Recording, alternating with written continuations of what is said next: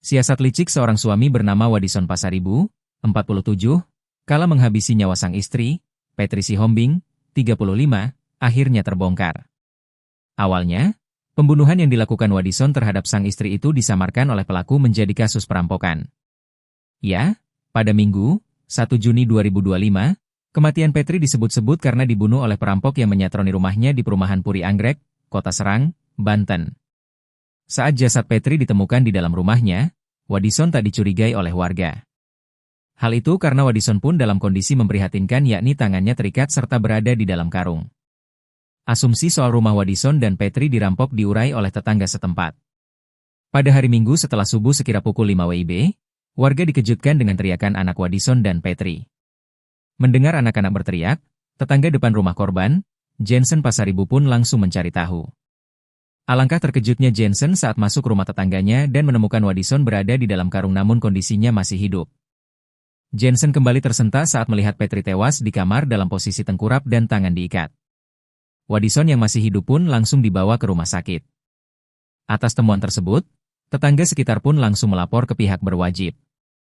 Setelah kejadian, Kapolresta Serang Kota Kombes Pol Yuda Satria sempat mengurai dugaan. Diduga ada lebih dari satu perampok yang menyatroni rumah Wadison dan Petri. Dugaan tersebut berdasar pada sejumlah barang miliki korban yang hilang. Kepada polisi, Wadison pun mengaku tidak persis jumlah perampok yang masuk ke dalam rumahnya.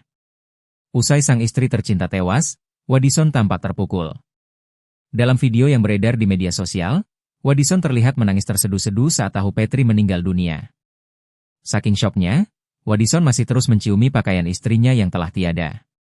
Pun ketika di pemakaman, mata Wadison tampak bengkak pertanda terus menangis. Wadison dicitrakan sebagai suami yang pilu karena kepergian istrinya. Namun citra tersebut lenyap setelah polisi berhasil membongkar fakta mengejutkan. Usut punya usut, kematian Petri bukan disebabkan karena perampokan, melainkan lantaran pembunuhan yang dilakukan suaminya sendiri, Wadison.